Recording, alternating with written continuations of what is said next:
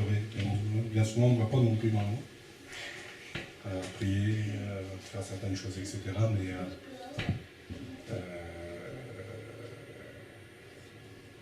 on a tous des moments de souffrance. Ça ne faut pas l'oublier, il ne faut pas croire. Pas parce que Jésus est avec nous qu'on ne souffre pas. On souffre de plusieurs manières. On souffre parce que aussi Jésus veut nous émonder. Et ça passe nécessairement par des souffrances. Je veux dire, un cep de vigne, quand ses branches sont coupées, à un moment donné, il souffre aussi. Mais on peut souffrir aussi parce qu'on est incompris. Parce qu'il y a plein de choses comme ça. Parce qu'aussi, on passe des moments difficiles où on a l'impression de ne pas entendre la voix de Dieu. Et pourtant, Dieu, il nous dit, écoute, j'arrête pas de te parler, mais c'est que tu n'entends pas. Et c'est facile de dire, Dieu, il ne m'entend pas, ou je ne l'entends pas, ou je t'entends pas, c'est bien. Ça, c'est des moments qui sont assez difficiles. Moi, pendant des années, j'ai pas entendu la voix de Dieu, j'avais l'impression de ne pas l'entendre. C'est parce que j'avais peut-être plein de choses aussi à régler. Puis aujourd'hui encore, je ne l'entends pas toujours nécessairement, mais c'est pas pour autant que je vais baisser les bras. Alors, c'est pas le but de mon message, mais ça en fait partie quand même. Parce que ça dépend aussi de notre attitude, de notre cœur, de notre abnégation. Donc, voilà. J'ai été très touché aussi par le grand message de ce matin dans Jean 15,15. L'amitié est pour beaucoup. Qu'on avait avec Abémy, c'est vrai qu'il est là, pas pour nous, il est là pour nous dire les choses, mais toujours dans l'amour, dans l'amitié profonde, et dans la justesse aussi de dire les choses. Il n'est là pas là pour nous poquer, quoi. Ce qui ne voudra pas dire qu'il a toujours raison, mais c'est un ami.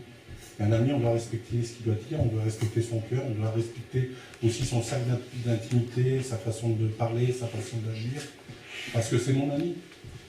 Et qu'à un moment donné, y a des choses que je pourrais lui dire, puis il y a des choses qu'il ne faut pas dire. Parce que c'est mon ami. Et puis mon ami aussi, je lui couvre ses erreurs, je lui couvre ses fautes. Donc voilà, en préambule un petit peu, moi vraiment ça m'a touché. Et mon message va dans ce sens-là. Vous verrez, c'est un message témoignage.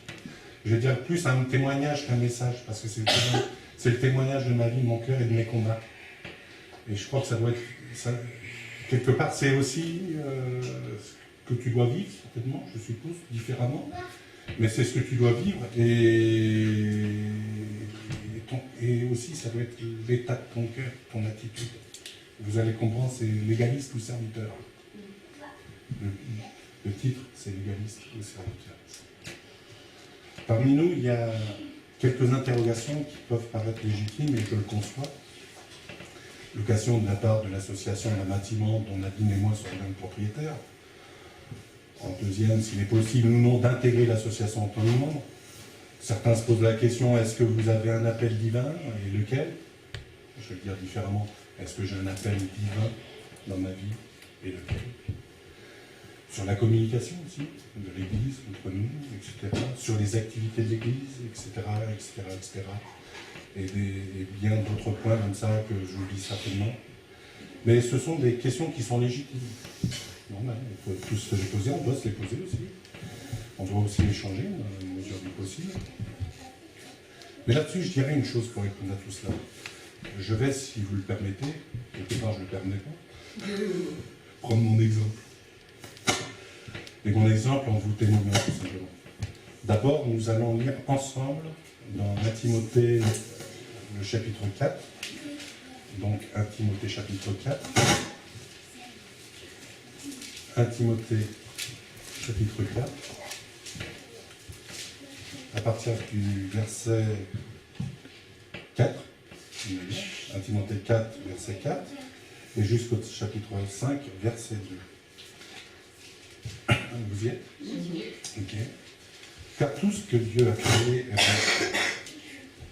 Et rien ne doit être rejeté pourvu qu'on le prenne avec action de grâce. Parce que tout est sanctifié par la parole de Dieu et par la prière.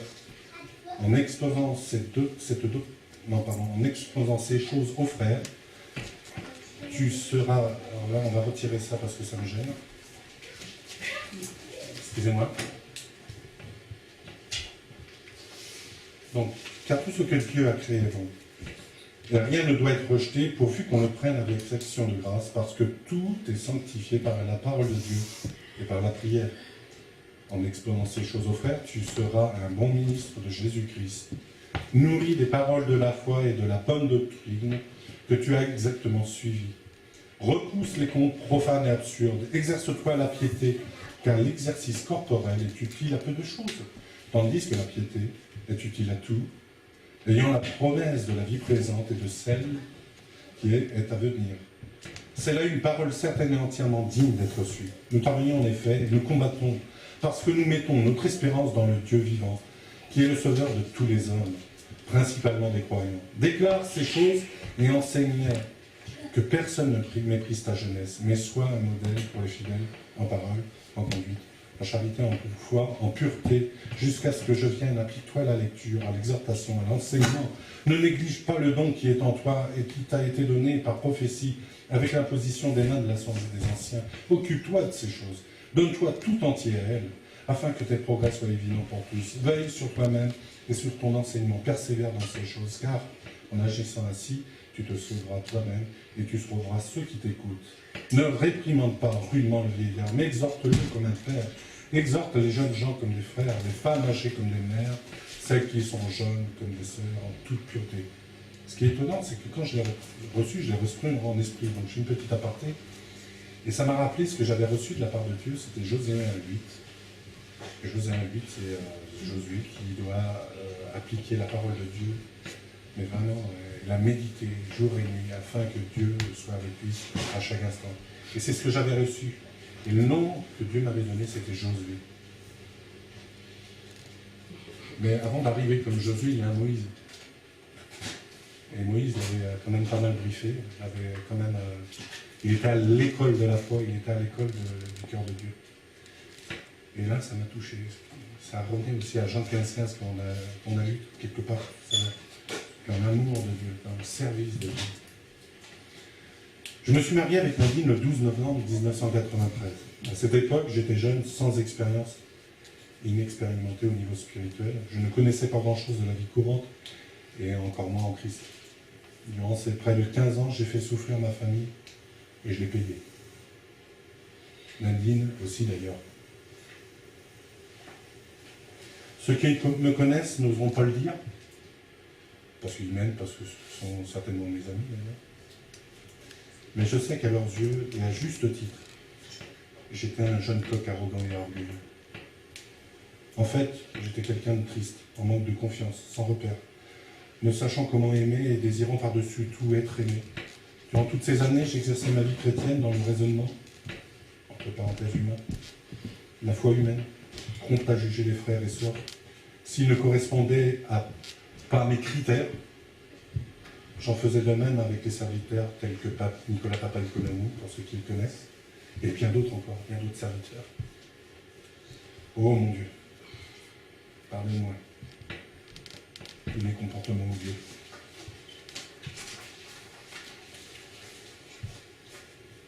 Heureusement, notre merveilleux Seigneur a exercé sa miséricorde envers moi. Je dois dire Nadine également. Toutes ces prières dans les larmes, le désespoir, la peur n'ont pas été vaines. Et je l'en remercie. Elles m'ont permis d'être touché et de commencer à ouvrir mes yeux. J'avais conscience de mes manques, de mes faiblesses, de mes comportements horribles. J'avais également conscience des conséquences qui en découlaient. Mais je n'arrivais pas à passer au-dessus. Je voyais des amis progresser tels que Rémi Bell. Et moi, j'avais l'impression de m'enfoncer de plus en plus. Il y a à peu près 4 ans, j'ai enfin pris une décision. 4 ans, c'est pas vieux. 4 ans, ça fait plus de 20 ans que je suis un enfant de Dieu, soi-disant. Vous savez, quand vous êtes franc avec vous-même et avec Dieu, vous vous dites que ça ne peut pas rester comme cela. 2 décisions possibles. Tout arrêter ou bien changer. Arrêtez. Le Saint-Esprit qui est en vous vous tarabuste sans cesse afin que vous puissiez prendre la bonne décision. Car le Saint-Esprit vous aime. Il m'aime. Si cette solution n'était pas viable, j'ai donc abdiqué. J'ai pris la bonne décision. Tout faire pour changer. Je ne dis pas que je n'avais pas changé sur certains points. J'avais par exemple grandement évolué au niveau professionnel. En ayant de plus en plus de responsabilités, j'avais également évolué au niveau spirituel et émotionnel. Mais là, plus au compte-gouttes. Pour changer, il faut une décision, mais aussi des efforts, de l'humilité, des larmes, des cris, des douleurs, du temps. Et depuis, je change et je veux encore changer. Quel est le plus grand changement? Ne plus regarder son nombril. Ne plus se tourner vers soi. Vers moi. Vers mon moi. Mais sur Christ. Sur le royaume. Waouh, waouh. Depuis, je sais que ma famille voit des changements. Je sais néanmoins qu'il y a encore du travail à réaliser, mais je sais également que je suis sur la bonne voie. Il y a à peine 3 ans, suite à notre ordination et à notre passage en Floride lors du réveil de Lakeland, nous avons pris la décision d'exercer le ministère de façon officielle. Tout cela correspondait à la vision reçue bien des années auparavant. Nous avons donc pris un local. Ce local, nous n'avons pas eu besoin de créer une association, car l'association existait déjà. Je dirais qu'en aparté également, on avait été pas mal tarabusté par pas mal de ministères, parce qu'ils voulaient qu'effectivement on exerce en tant que pasteur. Donc c'est pour ça qu'on a fait je dirais qu'à contre-courant, on avait l'impression qu'on était dans une rivière, puis on se disait on veut échapper à tout ça, quoi. Mais quelque part, on se voilait aussi la face, parce qu'il y a des choses qu'on faisait d'une façon un petit peu plus officieuse et non officielle, et donc ça allait vraiment dans le sens de Dieu, et c'était le temps de Dieu. Donc on a ouvert ce local qui est là, qui est une maison. Nous n'avons pas eu besoin de créer une association, car l'association existait déjà.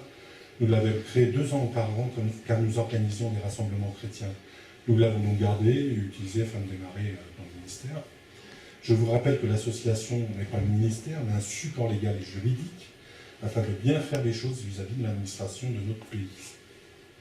Ceci entendu.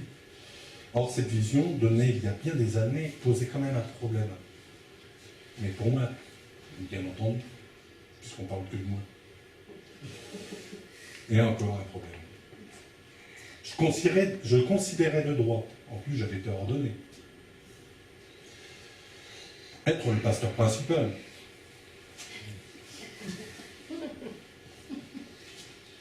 Et oui, je suis un homme.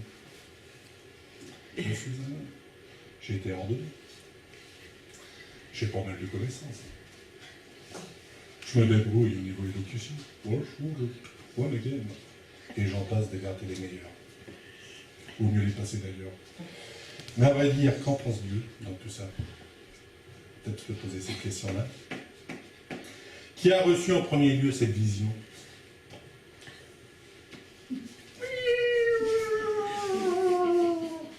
S'ensuivait pendant plusieurs mois quelques déchirements intérieurs, mais aussi quelques incompréhensions de part et d'autre sur la façon de gouverner le navire. Il ne peut pas y avoir de capitaine dans un navire, n'est-ce pas?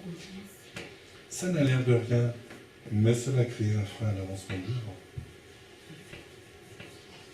D'autre part, Nadine n'en savait pas plus de son côté sur la décision à prendre. Est-ce lui? Est-ce moi? Je me suis mis donc devant Dieu. Je ne pouvais là encore laisser les choses se détériorer. J'ai déjà fait pas mal de dégâts par le passé, non seulement dans ma famille à la finale, mais aussi dans mon entourage. Et non seulement dans mon entourage, mais à la finale dans moi. 1. La vision a été donnée au départ à Nadine il y a plus de 20 ans. 2. Je suis plus qu'occupé par mon travail. Comment être efficace pour l'œuvre de Dieu? Eh oui. 3. Quelle était l'attitude de mon cœur dans tout cela? Quelle était cette attitude? Il faut le reconnaître. Il y avait une grande part d'orgueil de ma part. Je vous le dis, chers amis, Jean 15,15. Posez-vous souvent cette question dans chaque circonstance de votre vie, dans chaque situation, dans chaque relation. Suis-je intéressé ou désintéressé? Quelles sont mes intentions? Quels sont mes buts? Suis-je prêt à donner ou à recevoir? L'argent est-elle ma motivation ou un moyen? Suis-je prêt à tout abandonner ou y a-t-il encore quelque chose qui me retient? Là encore, j'en passe quelques-unes. Je peux vous dire que j'ai ravalé ma salive, car au début, ça n'a pas été facile de donner les rênes de Tim à Nadine, mais je savais que ça venait de Dieu et qu'il fallait que je le fasse. Je ne dis pas que je ne suis plus rien, j'ai mon rôle, mais ce n'est pas celui de piloter le côté spirituel dans son ensemble. Nous sommes complémentaires. Waouh! Et je crois que pour chacun de nous, il faut que nous arrivions à comprendre cela au lieu de souhaiter une place par la force, par la jalousie ou toute autre motivation. Je vous affirme que si nous travaillons et nous appelons l'humilité notre ami, Dieu nous réserve une place de choix. Et cette place, elle est déjà préparée. Aujourd'hui, je suis fier de servir Nadine, ma chère et tendre, mon épouse. Non pas que c'est mon épouse, mais parce que c'est Nadine qui avait eu la vision. C'est Nadine le pasteur principal. C'est Nadine à qui Dieu a confié certaines choses. Et qu'à un moment donné, il faut faire les choses en conséquence. Et que je ferai tout en conséquence par le travail, la force, l'abnégation, le courage, l'humilité, l'amour. Même si je ne suis pas d'accord pour tout, même si on partage, le dernier mot, ça sera elle. Dans ma famille, c'est moi. Dans le ministère, c'est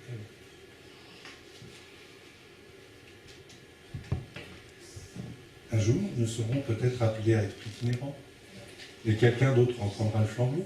Gloire à Dieu. Vous savez que celui qui prêche l'évangile doit vivre de l'évangile. N'est-ce pas?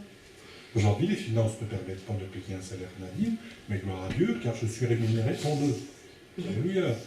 Demain, ce sera peut-être certainement différent. Nous venons avec le temps que ceux qui travaillent sérieusement et efficacement pour le ministère soient rémunérés. La vision de Tim est de propager l'évangile afin que le plus grand nombre soit sauvé, et formé afin de devenir des disciples. 2 Timothée 2, verset 2. Et que ce que tu as entendu de moi en présence de beaucoup de témoins, confie-le à des hommes fidèles, qui soient capables de l'enseigner aussi à d'autres. Souffre avec moi, comme un bon soldat de Jésus-Christ. Il n'est pas de soldat qui s'embarrasse des affaires de la vie, s'il peut plaire à celui qui l'enrôle, et l'athlète n'est pas couronné s'il a combattu suivant les règles. Il faut que le laboureur travaille afin de recueillir les fruits. Comprends ce que je dis, car le Seigneur te donnera de l'intelligence en toutes choses. Et là, c'était le verset 2 de Timothée 2, mais ça allait jusqu'au verset 7. À un moment donné, il faut regarder aussi le contexte. Et Paul parlait à Timothée. Cela passe par le travail de chacun d'entre nous, mais aussi par une bonne image de Tim. En voyant les locaux, je ne pense pas que les gens soient très attirés. Pour être honnête, lors d'une première visite, ça doit faire bizarre, n'est-ce pas? Ça ne se sent pas un son, mais plutôt une secte. Et il faut dire la vérité. La priorité est donc aujourd'hui de trouver des locaux plus grands, mais aussi correspondant davantage à une activité d'institut biblique et d'église. C'est une nécessité car cela fait partie de la stratégie de Dieu au niveau local. Tout est une question de stratégie divine. Nous vous l'avions évoqué et nous avions récolté l'adhésion quasiment d'ailleurs à l'unanimité. D'ailleurs, nous ne l'aurions jamais fait sans vous en faire part, car il s'agit d'un changement quand même significatif, donc il est important de l'évoquer. Pour réaliser ce changement, il faut soit la caution d'une ou plusieurs personnes, car louer des locaux coûte cher et les propriétaires demandent souvent une caution, soit acheter, et nous n'en avons pas encore les moyens. Et d'ailleurs, il faut des cautions là aussi, soit hypothécaires, soit autres, enfin peu importe. Nous avons donc choisi la solution intermédiaire, parce que dans la stratégie des lignes, il y a toujours des solutions intermédiaires avant d'arriver à un but. Vous êtes bien d'accord avec moi? Alléluia! Il y a donc pendant Alléluia. Alléluia! Alléluia! Alléluia! C'est lui, Alléluia. Vendre notre maison afin d'acheter un bien correspondant. Ça fait ça, ce qui a été choisi. Ce bien a été trouvé, nous mettons actuellement notre maison en vente. La partie haute de ce bien, totalement indépendante, avec une entrée d'un côté, nous servira de logement. Et la partie basse pour l'église, avec son entrée de l'autre côté, servira pour l'église. Hein, c'est ce qu'on appelle un... Non, je ne dirais pas la suite, c'est comme là, sinon. Par la suite, nous savons que l'église, dont les membres seront plus nombreux, s'autosuffira afin de se construire ou se payer son propre bâtiment, Là encore, il faudra que les personnes se portent caution. Avis aux volontaires. Alléluia. Il y en a qui disent Alléluia, c'est bon. Bon, un peu d'humour, ça fait du bien. Hein.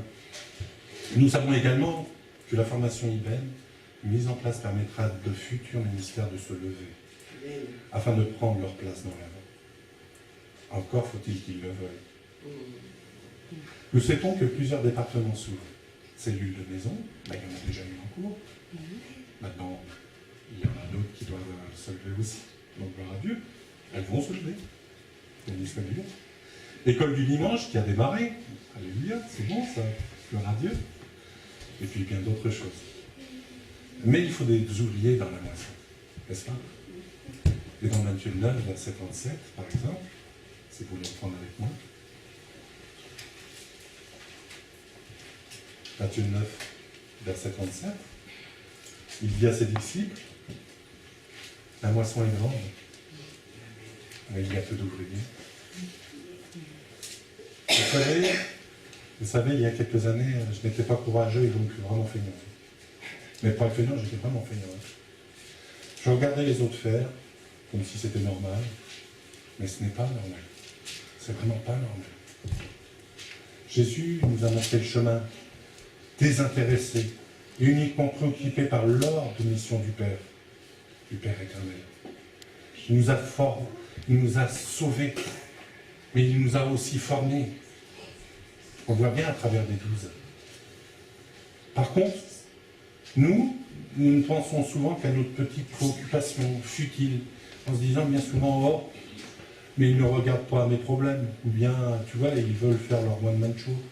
Jésus ne se souciait pas de ce que l'on pensait ou faisait. Oh non, il ne s'en souciait pas. La seule chose qui l'intéressait de savoir si nous voulions faire la volonté de son Père. Il s'affichait du reste. Je vous assure qu'aujourd'hui, je me préoccupe de moins en moins des candidatons ou des caprices des uns et des autres, mais plutôt de ceux qui veulent réaliser la volonté de Dieu. Avant, souvent, je me préoccupais, oh, mais l'attitude du visage, ceci, cela, qu'est-ce qu'ils vont penser de moi, qu'est-ce qu'ils vont penser de ceci, ça.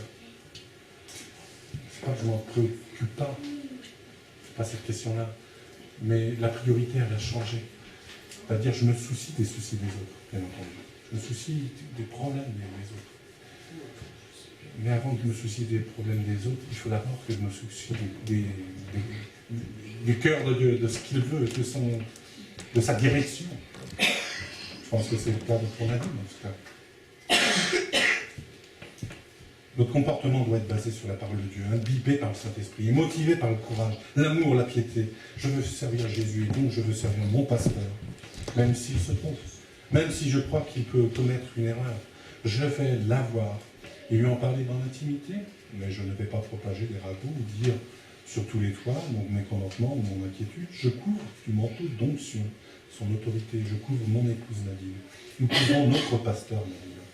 Et c'était le cas pour mes amis. J'ai des amis tels que Rémi Bell, en l'occurrence, que ça fait bien des années que c'est mon ami, ça fait près de 20 ans. Mais quand dira-t-on des gens, je m'en soucie guère. C'est mon ami, je couvre ses fautes. Et plus que de les couvrir, j'ai dit stop, je ne veux pas entendre ce que tu as à dire sur mon ami. Je connais son cœur, je connais son cœur de serviteur.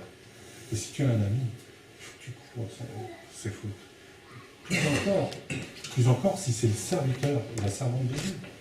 Plus encore. Voulons-nous une belle religion où on se fait des guigies de temps en temps uniquement le dimanche matin, ou bien est-ce que nous avons bien compris qu'il y a une guerre spirituelle où nous sommes obligatoirement impliqués? Pourquoi? Parce qu'on est sauvés. Donc nécessairement, on est passé d'un royaume à un autre. Donc nécessairement, il y avait une guerre avant, il y a toujours une guerre après. Si tu ne fais rien, c'est comme si tu approuvais le camp inverse. Tu te bats pour Dieu ou tu es spectateur ou spectatrice? Tu dois remettre en question ta religion, tes prétentions, tes attitudes, ta vie, tes intérêts, ton moi. 1 Timothée 6, si vous voulez le suivre avec moi. 1 Timothée 6, versets 1 à 21. 1 Timothée 6, versets 1 à 21. Que tous ceux qui sont sous le joug de la servitude regardent leur maître comme digne de tout honneur, afin que le nom de Dieu et la doctrine ne soient pas blasphémés. Et que ceux qui ont des fidèles pour maître ne le méprisent pas, sous prétexte qu'ils sont frères, mais qu'ils les servent d'autant mieux que ce sont des fidèles et des bien-aimés qui s'attachent à leur faire du bien. Enseigne ces choses et recommande-les. Si quelqu'un, à Timothée 6, verset 1 à 21, alors, si quelqu'un enseigne de fausses doctrines et ne s'attache pas aux saines paroles de notre Seigneur Jésus-Christ, mais à la doctrine qui est selon la piété, il est enflé d'orgueil. Il ne fait rien. Il est la maladie des questions oiseuses et des disputes de mots, d'où naissent l'envie, les querelles, les calomnies, les mauvais soupçons, les vaines discussions d'hommes corrompus d'entendement, privés de la vérité, et croyant que la piété est une source de gain. C'est en effet une grande source de gain que la piété avec le contentement, car nous n'avons rien apporté dans le monde. Il est évident que nous n'en pouvons rien emporter. Sinon, nous avons la nourriture et le vêtement, cela nous suffira. Mais ceux qui veulent s'enrichir tombent dans la tentation, dans le piège, et dans beaucoup de désirs insensés et pernicieux qui plongent les hommes dans la ruine et la perdition. Quel amour de l'argent est une racine de tous les maux, et quelques-uns, en étant possédés, se sont égarés loin de la foi, et se sont jetés eux-mêmes dans bien des tourments. Pour toi, homme de Dieu, fuis ces choses, et recherche la justice et la piété, la foi, la charité, la patience, la douceur, combat le bon combat de la foi, saisis la vie éternelle à laquelle tu as été appelé, pour laquelle tu as fait une belle confession en présence d'un grand nombre de témoins. Je te recommande devant Dieu, qui donne la vie à toutes choses, et devant Jésus-Christ, qui fit une belle confession devant Ponce Pilate, de garder le commandement et de vivre sans tâche, sans reproche, jusqu'à l'apparition de notre Seigneur Jésus-Christ, qui manifestera en son temps le bienheureux et seul souverain, le roi des rois et le seigneur des seigneurs, qui seul possède l'immortalité, qui habite une lumière inaccessible, que nul n'a vu ni ne peut voir, à qui appartiennent l'honneur et la puissance éternelle. Amen. Recommande aux riches du présent siècle de ne pas être orgueilleux et de ne pas mettre leur espérance dans les richesses incertaines, mais de la mettre en Dieu, qui nous donne avec abondance toutes choses, pour que nous en jouissions. Recommande-le de faire du bien, d'être riche en bonnes œuvres, d'avoir de la libéralité, de la générosité, de s'amasser ainsi pour l'avenir un trésor placé sur un fondement solide. Et les disputes de la fausse science dont font profession quelques-uns qui se sont ainsi détournés de la foi, que la grâce soit avec vous. Je ne suis pas en train de faire un procès. Je suis par amour en train de mettre en garde contre la dérive de nos comportements fraternels. Certains sont toujours à donner de bons conseils, mais ne sont jamais là à tirer la charrue ou bien à se prendre les tomates pourries sur le coin du nez. Ah oui. Il faut bien comprendre que quand tu te retrouves à la tête, tu te dis souvent mince. Mince. Moi qui croyais que ce serait une place de choix. Mince. Moi qui croyais que ce serait une place de choix, j'aurais dû y réfléchir à deux fois. C'est ce que je me suis dit au départ. Mais quand t'es dedans, hein, je peux te dire. Là. Donc vive les tomates, surtout quand elles sont pas pourries, elles sont meilleures. Tu veux donner des conseils, montre l'exemple et œuvre dans la moisson. La parole de Dieu ne dit-elle pas que dans 2 Thessaloniciens 3, verset 10, 2 Thessaloniciens 3, verset 10, 2 Thessaloniciens 3, verset 10, car lorsque nous étions chez vous, nous vous disions expressément, si quelqu'un ne veut pas parler, qu'il ne mange pas non plus. Tu ne veux pas bosser? Mange pas, tais-toi. Fais rien. On peut lire également dans Galates 6, versets 7 à 10. Galates 6, versets 7 à 10, pour ceux qui veulent noter. Ne vous y trompez pas, on ne se moque pas de Dieu. Ce qu'un homme aura semé, il le moissonnera aussi. Celui qui sème pour sa chair moissonnera de la chair la corruption. Et celui qui sème pour l'esprit moissonnera de l'esprit la vie éternelle. Ne nous laissons pas de faire bien, car nous moissonnerons autant qu'on avons, si nous ne nous relâchons pas. Ainsi donc, pendant que nous en avons l'occasion, pratiquons le bien envers tous, et surtout envers les frères et sœurs en la foi. Selon nous, ce monde est parlé de foi, d'amour. Je vous le répète, je ne suis pas en train de faire un procès, parce que là je parle de moi, hein. Rappelez-vous. Je sais que nécessairement ça parle de vous, de chacun d'entre vous, parce que nécessairement on est confronté à ça. Nécessairement on est confronté à ça. Et même encore j'ai des problèmes, même encore j'ai des combats, Mais quel est l'état de mon cœur? Qu'est-ce que je veux véritablement? Est-ce que je veux voir l'établissement du royaume de Dieu? Enfin, l'établissement, c'est pas l'établissement, l'élargissement du royaume de Dieu. Parce que l'établissement, il est déjà fait. Parce qu'il était là, le royaume de Dieu. Mais est-ce que je veux voir le royaume de Dieu s'étendre? Ou est-ce que je veux voir mon moi s'étendre? Ouais. On veut voir véritablement une onction plus forte de la présence de Dieu, dans les guérisons, les signes, les miracles, dans des gens qui soient sauvés, etc. Ça commence vraiment par notre comportement, par mon comportement. Dieu nous demande une chose, et je veux la vivre pour moi. Vous savez ce que vous voulez, moi je veux la vivre pour moi. C'est dans Éphésiens 4. Éphésiens 4. Je vous exhorte donc, moi le prisonnier dans le Seigneur, à marcher d'une manière digne de la vocation qui vous a été adressée. Je t'exhorte donc, moi le prisonnier dans le Seigneur, à toi Loïc, marcher dans une manière digne de la vocation qui t'a été adressée, en toute humilité, douceur, avec patience, que supportant les uns les autres avec charité, vous efforçant de conserver l'unité de l'esprit par le lien de la paix. Il y a un seul corps et un seul esprit, comme ici vous avez été appelés en une seule espérance par votre vocation. Il y a un seul Seigneur, une seule foi, un seul baptême, un seul Dieu et Père de tous, qui est au-dessus de tous et parmi tous et en tous. Mais à chacun donné, la grâce a été donnée selon la mesure du nom de Christ. C'est pourquoi il est dit, étant monté en haut, il a emmené des captifs. Il a emmené des captifs. Il a fait des dons aux hommes. Or, que signifie il est monté? C'est sinon qu'il est descendu dans les régions inférieures de la terre. Celui qui est descendu.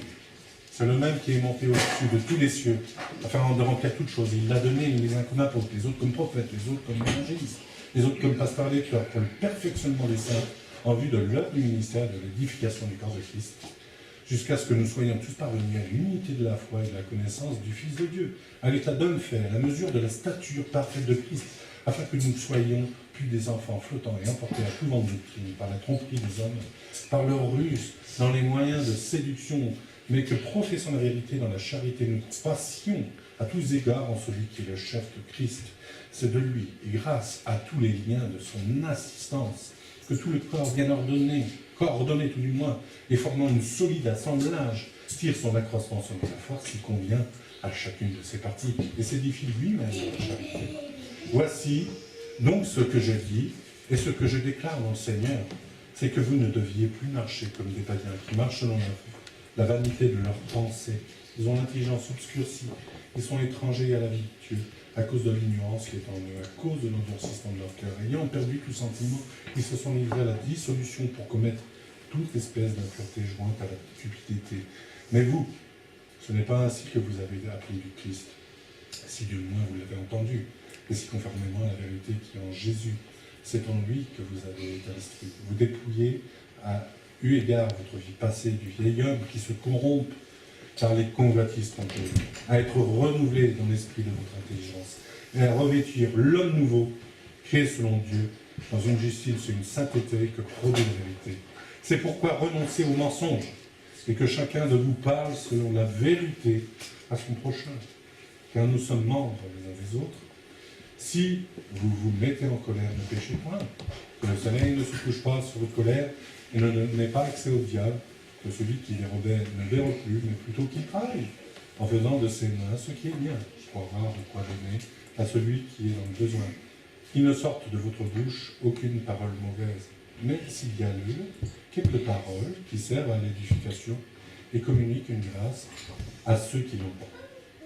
N'attristez pas le Saint-Esprit de Dieu, par lequel vous avez été scellés pour le jour de la rédemption. Ce jour vient. Que toute amertume, toute animosité, toute colère, toute clameur, toute calomnie et toute espèce de méchanceté disparaissent du milieu de vous. Soyez bons les uns envers les autres, compatissants, ou pardonnant réciproquement comme Dieu vous a pardonné en Christ. Recherchons l'excellence, la prospérité, la grâce, l'amour, la reconnaissance, non pas nous, mais pour Christ, afin que les gens nous voient comme Christ, afin d'être également libres, car si tu vis sainement, tu seras libre. Si je vis sainement, je serai libre. Tout est une affaire de sentiments. Pour ma part, j'étais lié par mes sentiments. Et je le suis encore, bien entendu. et ces sentiments humains ou divins auront un impact sur notre conduite humaine ou divine. J'ai choisi d'avoir les sentiments de Christ et je le proclame également sur ta vie. J'ai donc choisi d'être au service de l'amour, qui je le proclame de façon désintéressée et conduite par l'amour divin. Faisons comme Paul quand il proclame dans Philippiens 2, verset 1 à 16.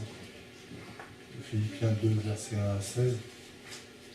Si donc il y a quelque consolation en Christ, s'il y a quelque soulagement dans la charité, s'il y a quelque union d'esprit, s'il y a quelque compassion et quelque miséricorde, rendez ma joie parfaite, ayant un même sentiment, un même amour, une même âme, une même pensée. Ne faites rien par esprit de parti ou de vaine gloire, mais que l'humilité vous fasse regarder les autres comme étant au-dessus de vous-même. Merci Seigneur, j'aime vous regarder comme ça.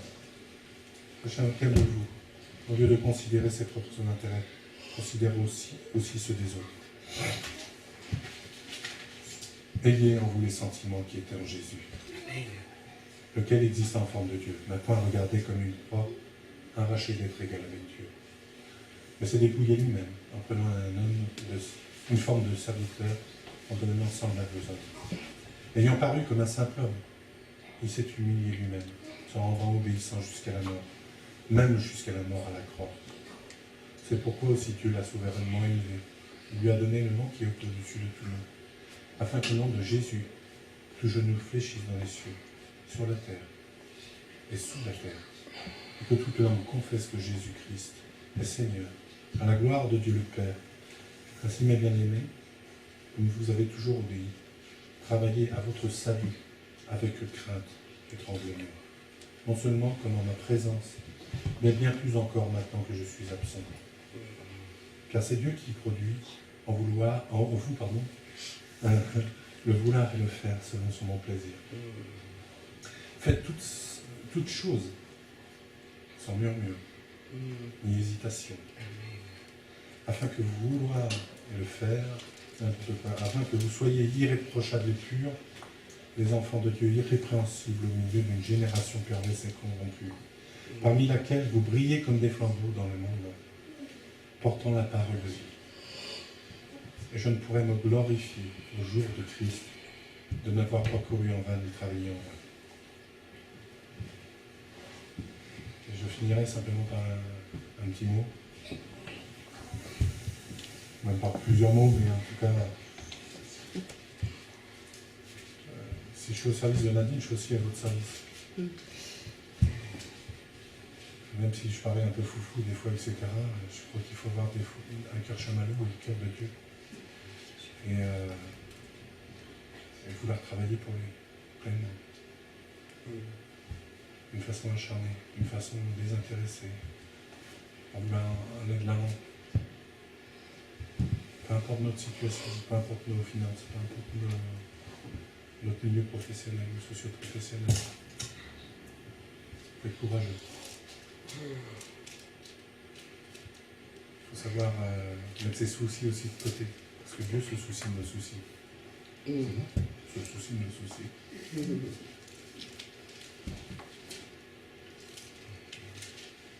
C'est ce que je veux pour la vie. J'ai pris ce parti-là en tout cas.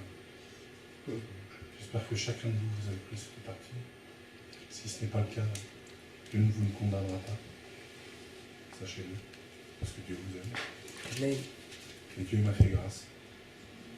Parce que je pense que s'il ne m'avait pas fait grâce, que c'était un Dieu comme certains le voient, aujourd'hui je ne serais pas présent devant vous. Soit je serais dans les profondeurs des égouts, soit je serais mort. Soit si c'est un Dieu qui punit, il m'aurait fusillé depuis bien longtemps. Parce que vous voyez, ça va passer le coq orgueilleux et tout. Mais vous voyez encore moins ce qu'il y a à l'intérieur, c'est encore pire. Et Dieu est un Dieu de grâce. Amen. Un Dieu compatissant. Amen. Il nous aime tellement.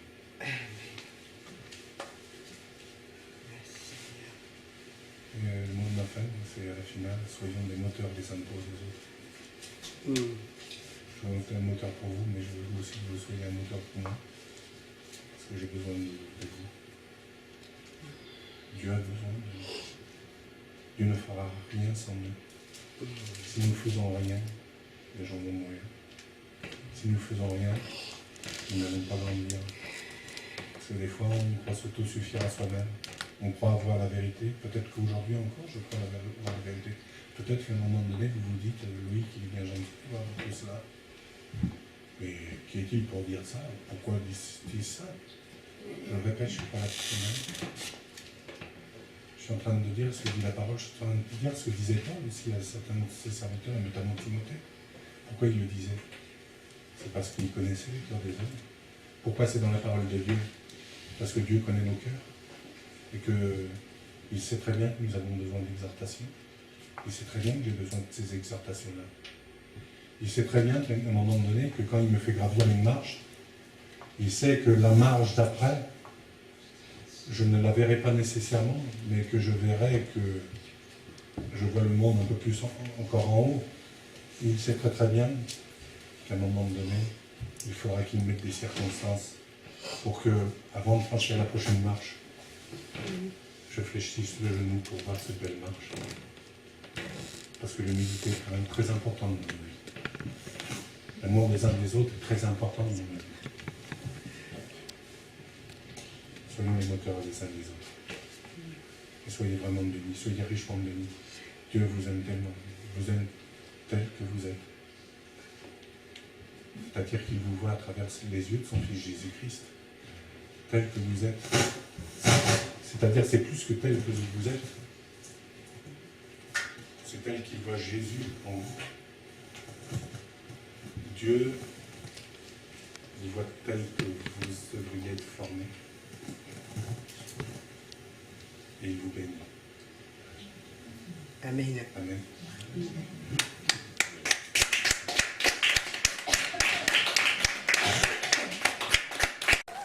C'est en silence que j'entends la beauté de ta voix.